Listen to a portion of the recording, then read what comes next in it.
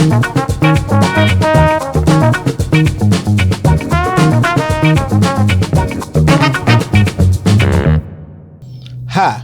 my name is Antonio Newton, your local realtor with the Newton Group at Coldwell Banker, and welcome to July 2021 Market Stats.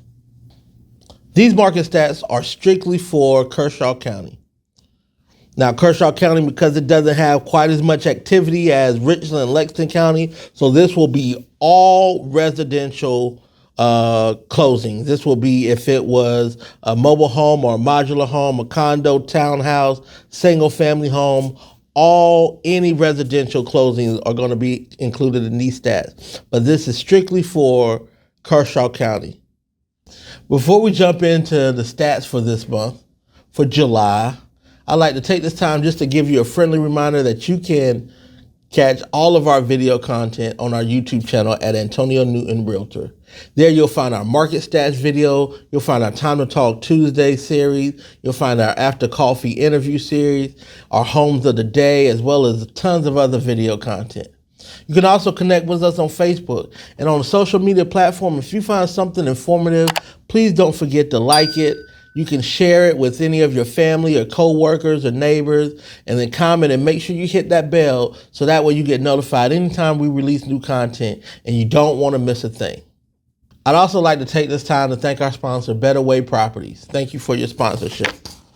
But let's dive right in because I know you've been waiting for it. I know there's a lot of things going around. Is the market slowing down? Kids are going back at school. The foreclosure ban was lifted. So now, all these foreclosures are going to flood the market. There's just a lot of things going on. Interest rates are going back up.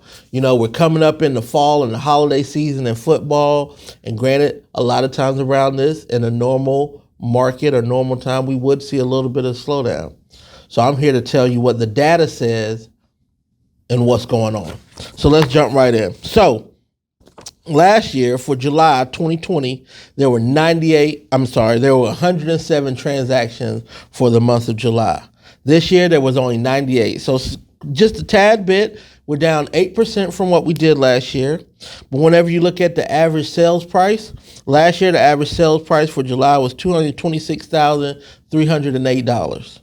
This year, the average sales price is $243,634. So we still seen an 8% increase in 1 year, which is good. That'd be above the average, national average.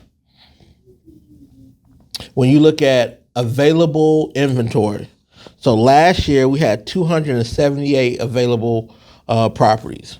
Right now, it's only 223. So that's down 20%. So we still see that we have a shortage of inventory. And please keep in mind, last year in 2020, even though we were in the middle of the pandemic, it was still a seller's market. And now we see that it's even more of a seller's market, still having that increase or inventory shortage. But the two main factors that I think determine a seller market are how fast things are selling for and how much things are selling for. So when we look at July, July for 2021, things are selling on average of 22 days. What was that compared to last year? In July of 2020, the average days on the market for sold property was 63. And right now it's at 22.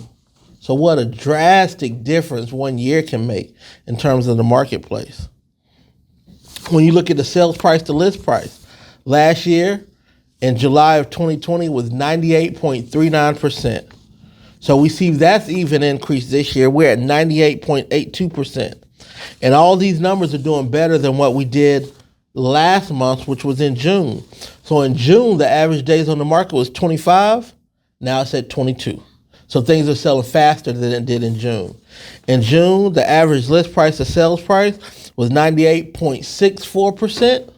Now we're at 98.82%.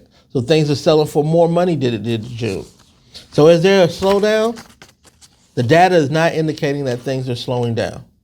The data is still indicating that things are selling faster than they did the previous month, and things are selling for more money than they did the previous month.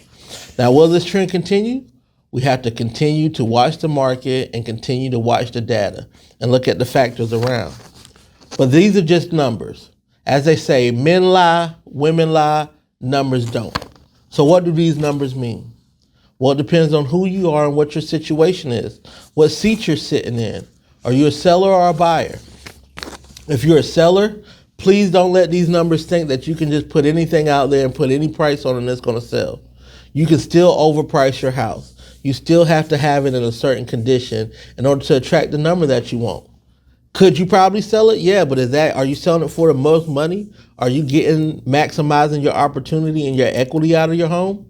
Well, we would hope that you are. We would want you to. But there's things that you have to do in order to do that. And also knowing where you're going to go, where you're going to buy if you sell that house. There's things that you have to do to put in place so that you position yourself and your family to win.